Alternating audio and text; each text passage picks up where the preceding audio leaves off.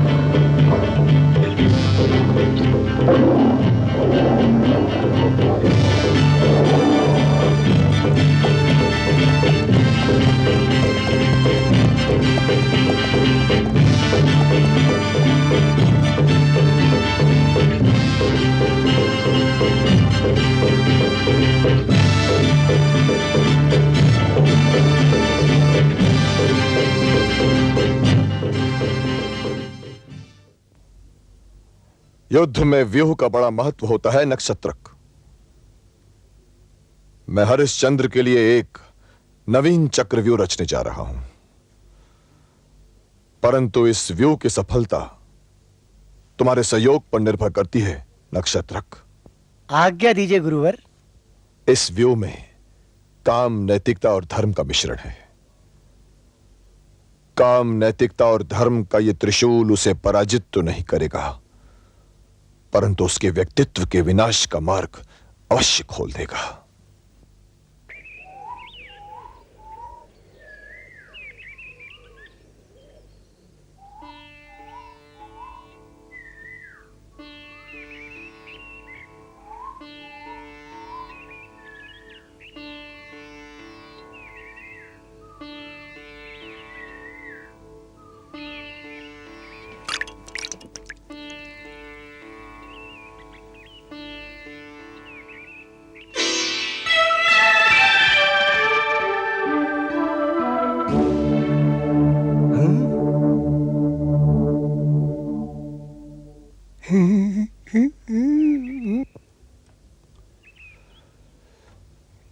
ये मातंगी कन्याएं हरिश्चंद्र को अपने आकर्षण पाश में बांध लेंगी नक्षत्रक। तब अपने कर्तव्य पथ से हटकर वो वासना की लपेट में आ जाएगा। जब चरित्र का पतन होता है तो व्यक्ति कुछ भी करने को तैयार हो जाता है नक्षत्रक। इससे मेरा कार्य सुलभ हो जाएगा। हे मातंगी कन्याओं, तुम्हें अयोध्यापति हरिश्चंद्र पर यौवन पाश फेंकना है, उसकी काम तृष्णा को भड़काना है और फिर अपने केशों में बांधकर अपने ऋषि चरणों में ले आना है। इस नाटक में मेरी तो कोई आवश्यकता नहीं है गुरुवर। है शिष्य है, किंतु आगे चलकर। अभी रंगमंच के किसी और खड़े होकर नाटक देखो और रंगमंच पर अपने आने की प्रतीक्षा करो। आज्ञा का पालन करो। जो आज्ञा। महाराज की जय हो। अनुमति हो तो कुछ निवेदन करूं? अवश्य। 2 कन्याएं आपके दर्शन की प्रतीक्षा कर रही हैं। कन्याएं हमारी प्रतीक्षा कर रही हैं? क्यों? वे नृत्य गायन में प्रवीण हैं। अपने नृत्य गायन से आपकी थकावट को दूर करने की इच्छा रखती हैं। आपकी अनुमति हो तो आवश्यक प्रबंध करूंगा। ठीक है।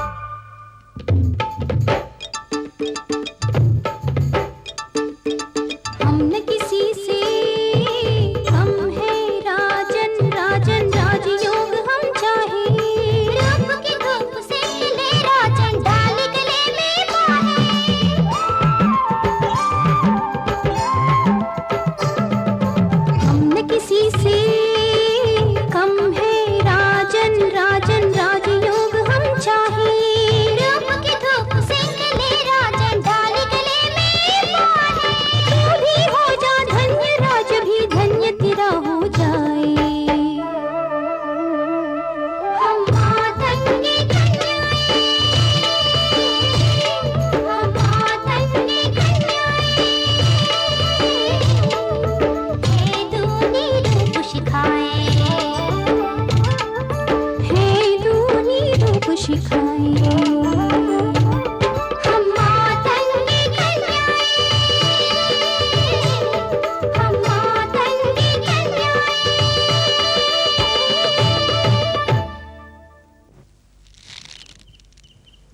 हे नर्तकियों, तुम अपनी कला में अवश्य निपुण हो, परंतु जो कला अश्लीलता से भरी पड़ी हो वो कला नहीं, कामुकता की कोई दासी है। तुम्हारी कला ने हमें प्रसन्न नहीं किया। तुम्हें जाने की आज्ञा है, और जाते जाते ये पारितोषिक लेती जाओ। हे राजन, यदि हमारी कला प्रदर्शन ने आपको प्रसन्न नहीं किया तो हम ये पारितोषिक स्वीकार नहीं कर सकती। तुम दोनों को कुछ न कुछ तो अवश्य ही लेना होगा। पारितोषिक नहीं तो पारिश्रमिक सही। मांगो। मांगू महाराज? मांगो तो हमें पति रूप में मिल जाइए।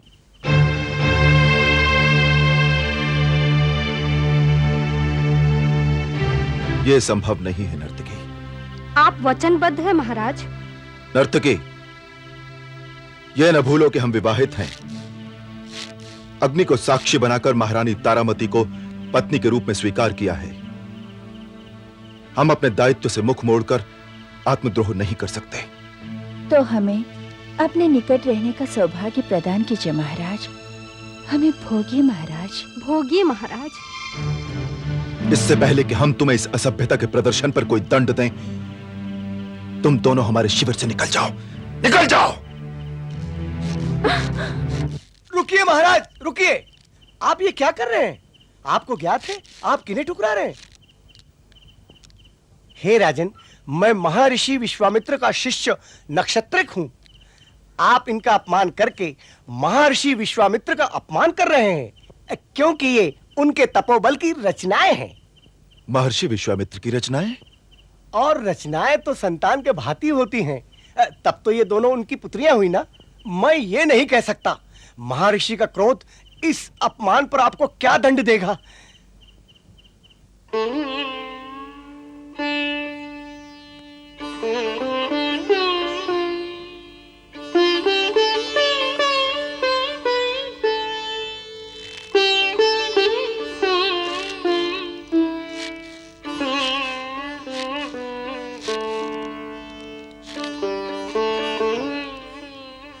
मंत्रीवर, हमारा मन इस समय बहुत व्याकुल है।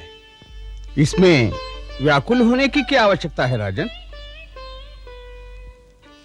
विश्वामित्र उस समय आश्रम में नहीं थे, नहीं तो हम स्वयं उनके पास जाते और कहते कि इसमें हमारा कोई दोष नहीं है। हमारा उद्देश्य मातंग कन्याओं का अपमान करना नहीं था। पतिदेव, उन मातंग कन्याओं ने अपनी मर्यादा की सीमाएं पार करके आपसे अशिष्टता से व्यवहार किया है, इसीलिए आपने उनका तिरस्कार किया है। आपने उनका अपमान तो नहीं किया। इस तिरस्कृति से वे अवश्य आप पर अनेक आरोप लगाएंगी। फिर भी वह महर्षि उनका विश्वास नहीं करेंगे, क्योंकि वे ज्ञानी हैं, सिद्ध पुरुष हैं। आप सत्पुरुष हैं राजन, इसीलिए आपका मन इस छोटी सी बात पर दुखित हो रहा है। आप स्वयं ऋषिवर विश्वामित्र से मिलिए और उनकी कोई शंका हो तो दूर कीजिए। मंत्रीवर, किसी दूत को भेजकर यह जान लीजिए कि महर्षि विश्वामित्र आश्रम में हैं या नहीं।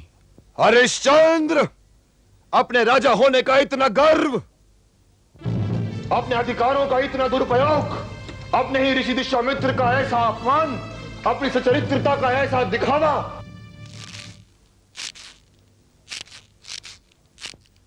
प्रणाम ब्रह्म ऋषि। रहने दो ये विनय का ढोंग। हमारी पुत्र तुमसे विवाह करने की योग्यता नहीं रखती। तुमने उनका तिरस्कार इसलिए कर दिया कि वो तुम्हारी जाति की नहीं। बोलो, गुण प्रधान है अथवा जाति? जो तुम्हारे पास अपने आप को समर्पित करने आई, तुमसे विवाह रचाने आई, उनका ऐसा तिरस्कार? क्या समझ रखा है अपने आप को? इतना दम्भ, इतना गर्व, यह भी नहीं सोचा कि वो ब्रह्म ऋषि विश्वामित्र की पुत्रियां हैं। शांत होइए महर्षि, मेरी बातें ध्यान से सुनिए। हम और तुम्हारी बातें ध्यान से सुने? हम ब्रह्म ऋषि हैं, तपोबली हैं।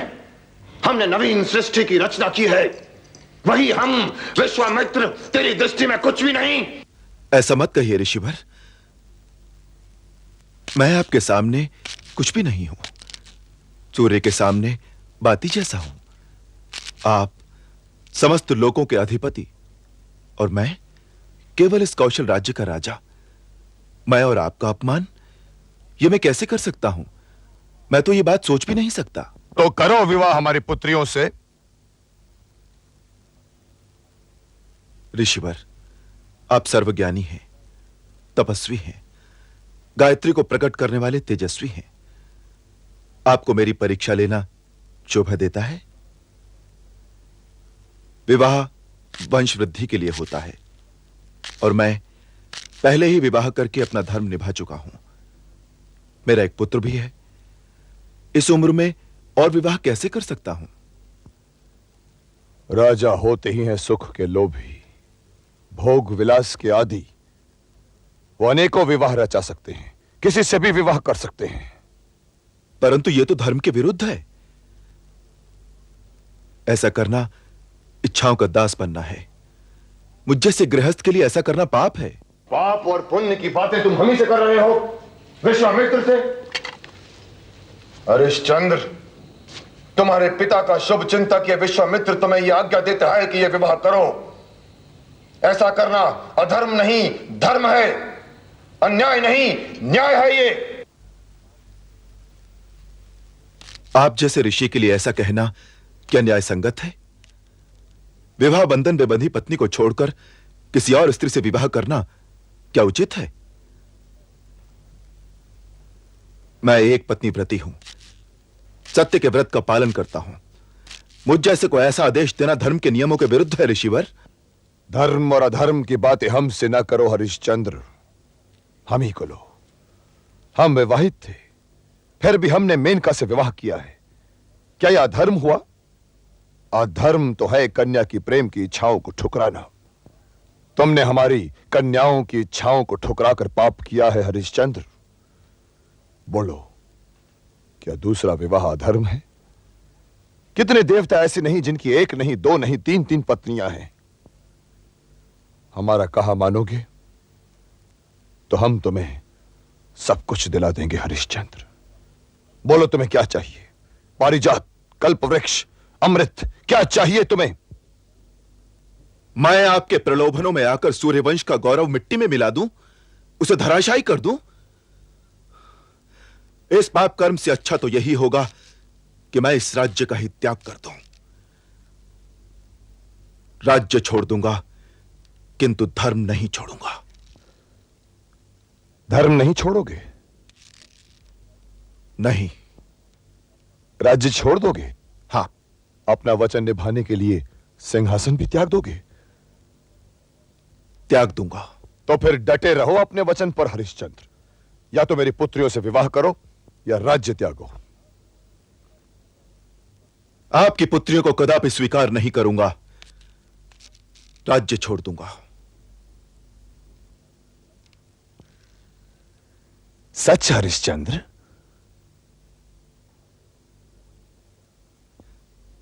सूर्यवंशी यह हरिश्चंद्र अपने वचन से हटने वाला मानव नहीं है। उत्तम, अति उत्तम। कितनी धर्म निष्ठा है तुम में। किंतु इस निर्णय को तुम्हारी पत्नी और पुत्र न माने तो? ऋषिवर, पति का वचन निभाना इस तारामती का परम कर्तव्य है।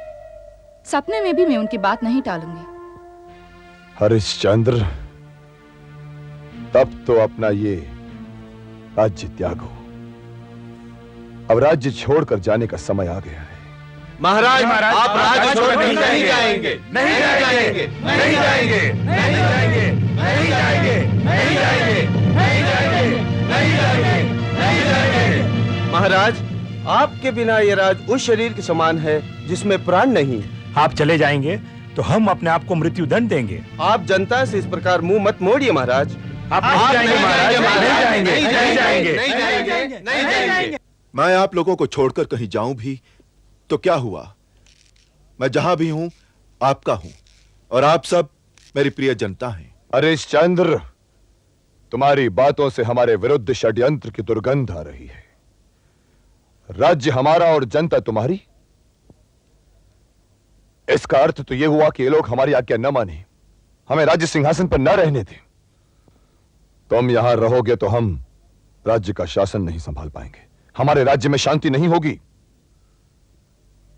आपने ठीक कहा। मैं अपनी पत्नी और बच्चे को लेकर यहां से चला जाता हूं। कहां जाओगे? काशी जाकर शेष जीवन शिव पूजा में बिताऊंगा। अस्तु।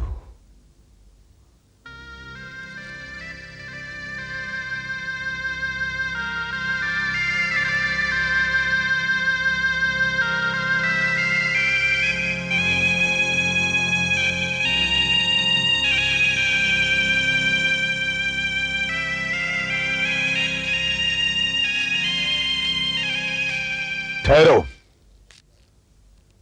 राज्य छोड़कर जब जा ही रहे हो तो इन आभूषणों का क्या काम? यह तो अब हमारी संपत्ति हुई ना। जो आज्ञा, हमसे भूल हो गई।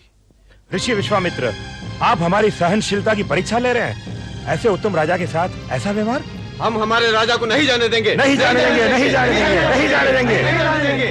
हरिश्चंद्र, अपनी जनता से कहो कि वो हमें अपना राजा माने और हमारी आज्ञाओं का पालन करे। मान्यवर मंत्री, मेरे प्रिय नागरिकों, मेरी आपसे सविनय प्रार्थना है कि आप सदा ब्रह्मऋषि विश्वामित्र का साथ दें। अपना शासन सुचारू रूप से चलाने के लिए आप इन्हें अपना पूरा पूरा सहयोग दें और इन्हें मुझसे अधिक प्यार दें। महाराज, ये असंभव है, हम आपको नहीं जाने देंगे। जाने नहीं देंगे। मेरे प्रिय नागरिकों, यदि मेरे लिए आपके हृदय में थोड़ा भी प्रेम है तो मेरा कहा मानिए, मुझे जाने दीजिए।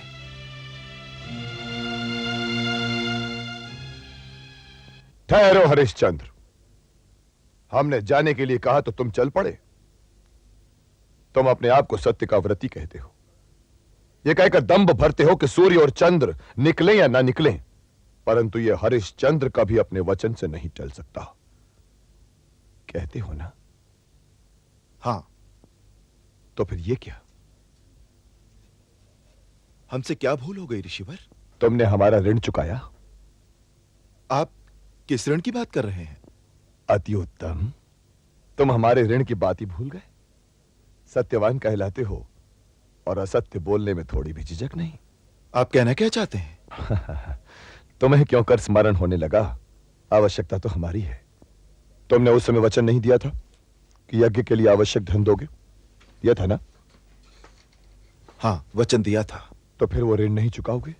अवश्य चुकाऊंगा। तो फिर चुकाओ अभी, हमें यज्ञ करना है।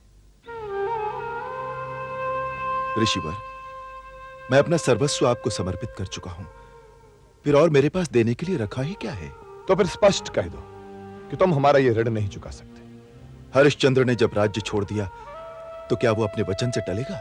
तो मेरा धन देने पर ही यहां से जा सकते हो। परंतु अब मेरे पास देने के लिए रखा ही क्या है? हां, यह बात तो ठीक है, परंतु अब प्रश्न यह उठता है कि तुम यह ऋण चुकाओगे कैसे? थोड़ा समय दीजिए, कैसे भी हो चुका दूंगा। 1 महीना पर्याप्त है? पर्याप्त है। ठीक है, 1 महीने के भीतर ही हमें अपना धन मिल जाना चाहिए। अब हमें जाने की आज्ञा दीजिए। तनिक रुको, कौन जाने तुम ये ऋण चुका पाओगे भी या नहीं। एक तो ये अपना राज्य छोड़कर जा रहे हो, दूसरा पराये राज्य में तो तुम्हारा अधिकार चलेगा नहीं। शंका मत कीजिए, मैं सूर्य चंद्र नक्षत्र को साक्षी बनाकर वचन देता हूं कि मैं आपका ऋण चुकाऊंगा। नक्षत्रों को साक्षी बनाने की कोई आवश्यकता नहीं है हरिश्चंद्र, क्योंकि हमारा एक प्रिय शिष्य नक्षत्रक तुम्हारे साथ ही जाएगा। निर्धारित समय के अंदर उसे हमारा धन दे देना। चंद्र टले सूरज टले, टले जगत व्यवहार, हरिश्चंद्र का सत्यव्रत सूरत टले न किसी प्रकार, टले न किसी प्रकार।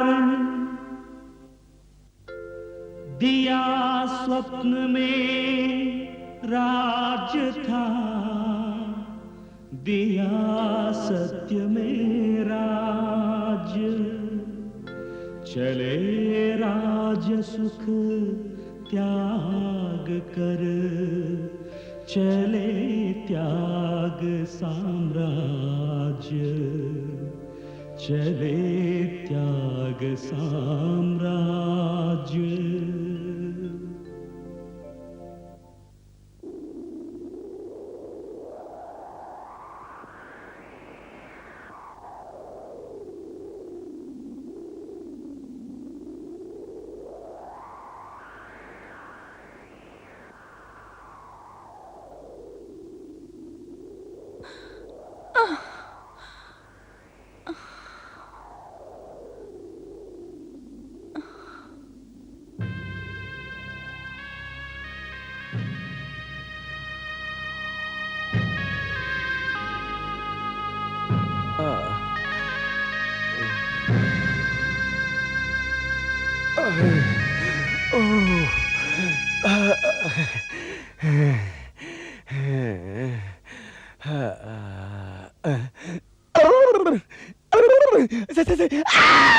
हरिश्चंद्र, मेरी रक्षा करो, नहीं तो ये सर्प मुझे खा जाएगा।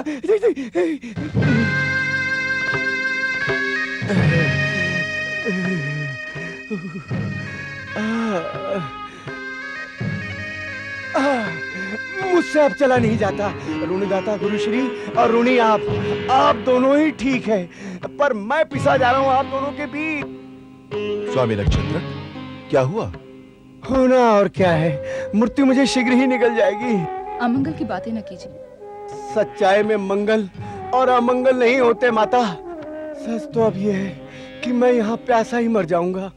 चिल्लाऊंगा तो वो भी केवल अरण्य रुदन बनकर रह जाएगा।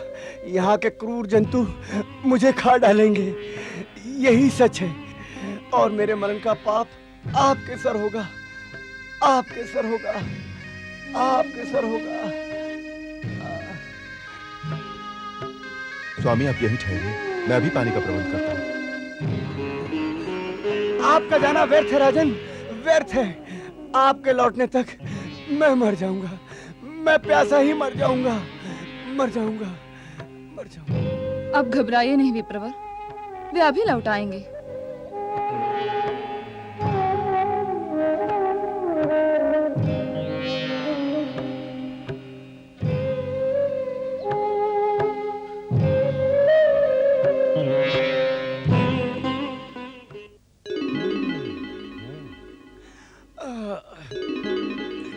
माते, महाराज अब नहीं आएंगे, महाराज अब नहीं आएंगे माते।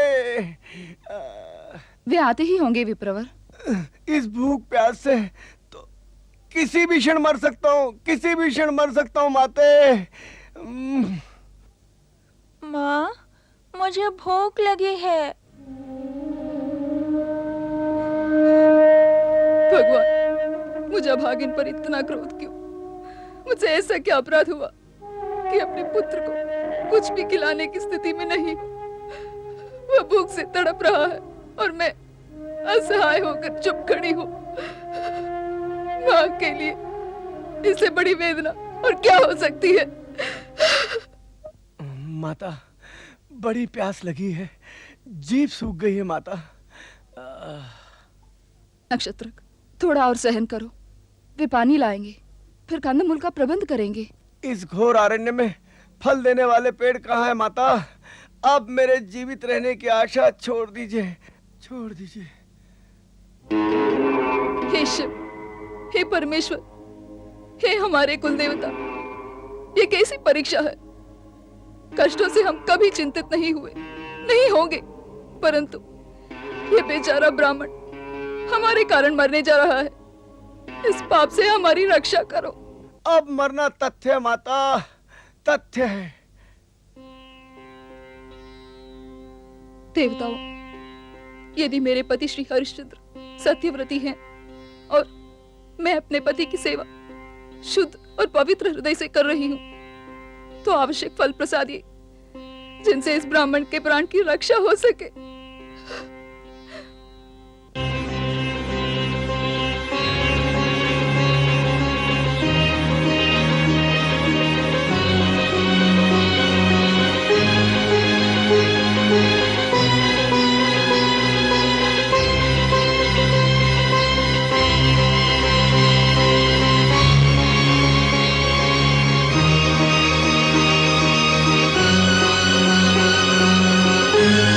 माँ, देखो वहाँ फल है। हैं? फल कहाँ है? किधर है?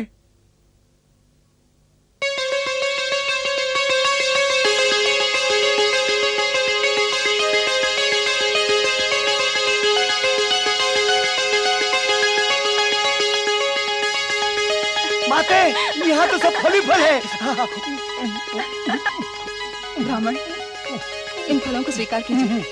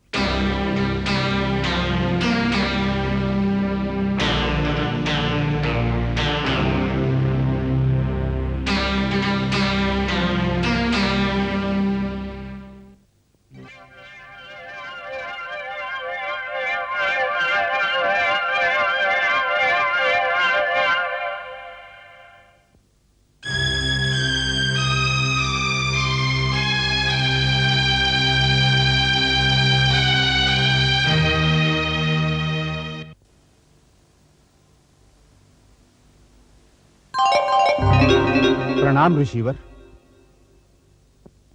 हे माया मुनि, प्यासा हरिश्चंद्र जंगल में पानी के लिए भटक रहा है।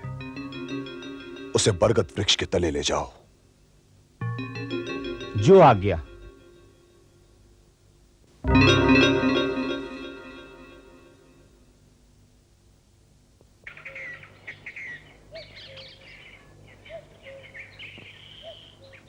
प्रणाम ऋषिवर। आयुष्मान भव। ऋषिवर, हम अपने परिवार के साथ इस जंगल में प्रयाण कर रहे हैं। यहाँ हमें पीने के लिए पानी प्राप्त नहीं हुआ। क्या आप जानते हैं कि यहाँ कोई जलाशय है? हाँ, आप सीधे जाइए, वहाँ एक जलाशय है और वहाँ एक बरगद का वृक्ष है। आप रात को वही विश्राम कर सकते हैं। धन्यवाद। सुखी भव।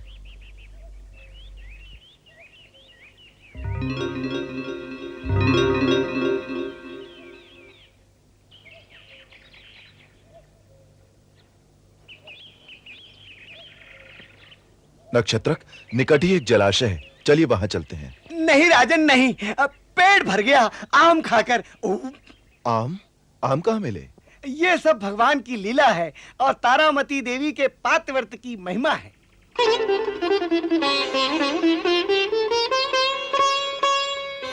चलिए, रास्ते में पानी भी पी लेंगे।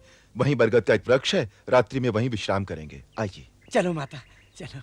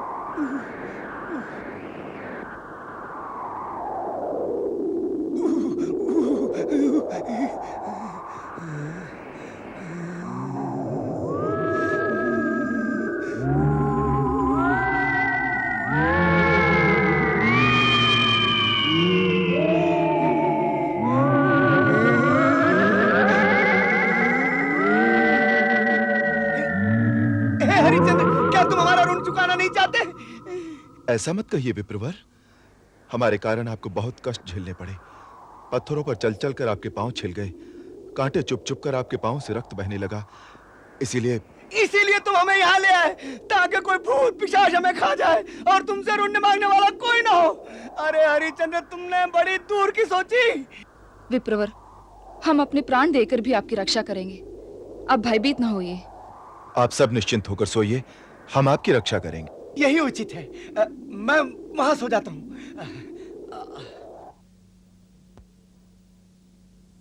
हे बेताल,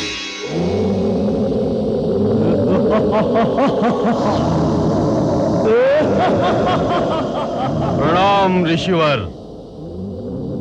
थके हरिश्चंद्र और उसके परिवार को भयभीत कर दो। जो आज्ञा।